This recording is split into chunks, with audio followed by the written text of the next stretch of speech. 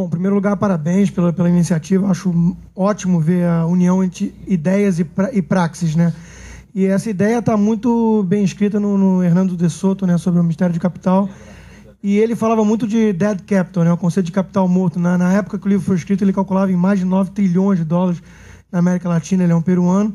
E a minha pergunta seria na linha de se há relatos, acho que talvez o caso de Cantagalo seja muito incipiente, mas se há relatos de outros casos bem-sucedidos na região, similares ao nosso, né, próximos da nossa realidade, de se aumentou muito realmente transações comerciais, se esse capital foi usado, por exemplo, para hipoteca, alguma coisa do tipo, porque nos Estados Unidos, por exemplo, a principal fonte de recursos para poupança, para investimento, tem sido o setor imobiliário.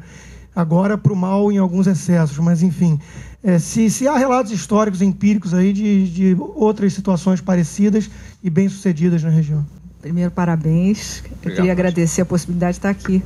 E eu sou designer, trabalho na área também de design sustentável e hoje uma das atividades mais avançadas do design é exatamente o design de processos. E eu queria saber como é que vocês estão lidando com essa questão da informação dentro dessas comunidades, ou seja, uma vez que existe a posse da terra, existe também responsabilidades que vêm junto com isso. Essas pessoas, esses grupos estão sendo informados, eles estão percebendo a responsabilidade que acarreta essa posse? Eu só queria fazer um comentário aos engenheiros, ao senhor e ao Ayal.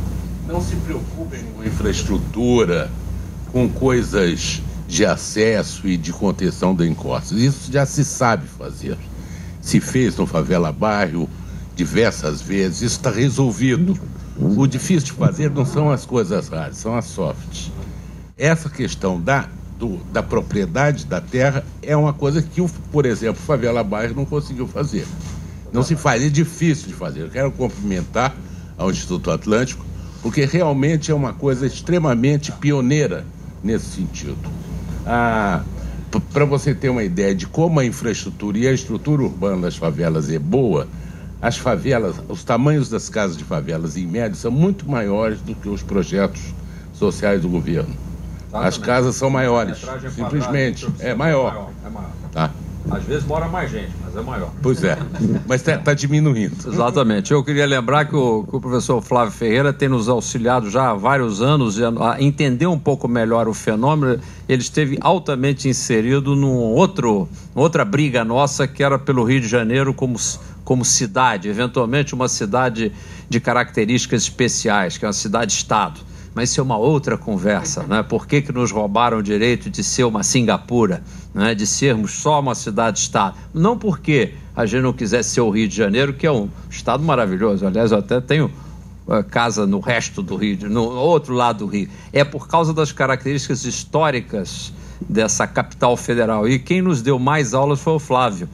E uma das coisas que ele nos ensinou foi exatamente sobre esses projetos estruturantes que muitas vezes ficam pela metade, e foi naquele livro que você me levou certa vez e que havia lá entre o seu artigo e outros artigos, porque ele participou vivamente de vários projetos do Favela Bairro, mas que demonstrava que ao final e ao cabo exatamente a questão fundiária, por ser mais complexa e o pessoal tinha pressa, ficou para trás, ficava sempre para trás. Pois é, exatamente. E, obviamente, a questão cartorial muito difícil. Eu gostaria de agradecer ao Rodrigo, ao autor, escritor Rodrigo Constantino, que falou de um outro escritor cuja omissão de menção transformaria esta reunião numa meia reunião. Hernando de Soto, peruano, economista, que desde 1900 antigamente já vem realizando no Peru, em Lima, um trabalho extraordinário de formalização, não só da propriedade fundiária, mas formalização do trabalho, do pequeno trabalho, não é? Do emprego, da empresa informal passando a formal, etc., ou seja, dando essa regularização e conceituando isso, calculando o valor perdido, o capital morto. 2 livros importantíssimos. El Otro Sendero, porque na época havia o Sendero Luminoso querendo tomar conta do Peru, e E ele falou sobre esse outro sendeiro, esse outro caminho, né? Que há um outro caminho. Está até bem bíblico isso aí, hein, pastor? Hein? Um outro caminho. Há um outro caminho que nós podemos percorrer. Isso é muito importante, saber que há um outro caminho. E depois, aí deve estar ainda à venda, não deve estar esgotado, já traduzido, O Mistério do Capital, que é um livro mais recente do Hernando de Soto. Ou então, internet, Hernando de Soto, Instituto Libertar, vale a pena e deveríamos, quem sabe, convidá-lo para vir aqui, fazemos até um passeio em loco. E aí, obrigado, Rodrigo, por mencionar isto. E o design de processo, fabulosa a sua pergunta, só que eu gostaria de terminar empoderando o meu diretor, Rafael Mitchell, que deu um sorrisinho na hora que você falou nisso, porque ele é quem mais gosta de falar sobre processo. E existe uma coisa que eu omiti por falta de assunto, que é vamos dizer, o veículo de comunicação, e quem sabe ele então possa, em nosso nome, terminar, para nos dizer que os jovens podem tomar o poder, viu, general? Desde que a gente continue falando e eles fiquem com a boca calada, não é isso? Devemos olhar os militares como pessoas que dedicam, como sacerdotes, os pastores, um tempo importante da sua vida para a comunidade.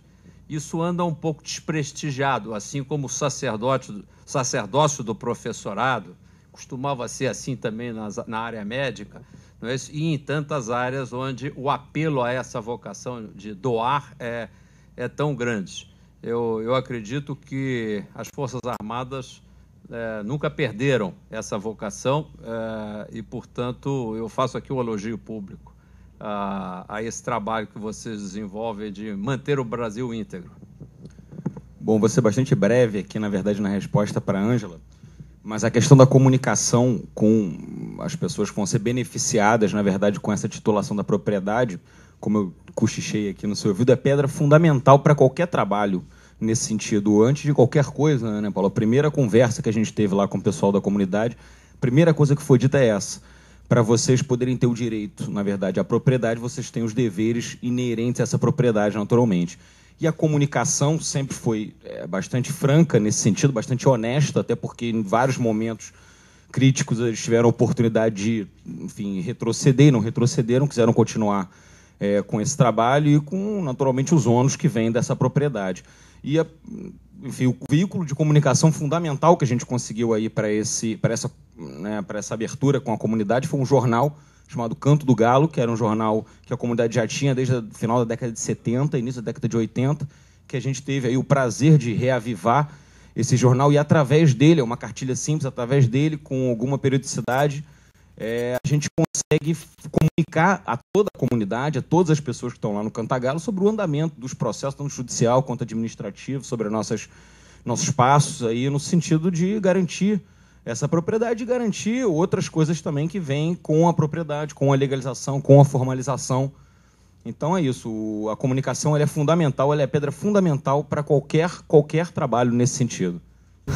Dr. Paulo Rabelo, sua palestra foi excelente, o número de perguntas que estavam escritas, de pessoas que não puderam fazer pergunta em relação ao adiantado da hora, mostra o interesse das pessoas pelo tema. Eu particularmente lamento muito que em 2010 nós não vamos ter nenhum candidato que represente essas ideias, que defenda essas ideias com essa clareza. Nós temos que ter esperança, quem sabe, para 2014, de ter pessoas que possam comunicar essas ideias, expor com a confiança, com a segurança que o senhor expõe, para realmente conseguir trazer mudanças significativas para o Brasil, baseado em princípios e valores, com a coerência, com a sabedoria que você colocou muito bem. Então, eu agradeço muito, em nome do Instituto Milênio, do nosso Conselho de Governança, pela sua fundamental participação, em nome do Rio de Janeiro, do Brasil, por esse trabalho fantástico que você e o Instituto Atlântico está realizando, e certamente conte comigo que o Instituto Milênio para fazer outros projetos nesse sentido.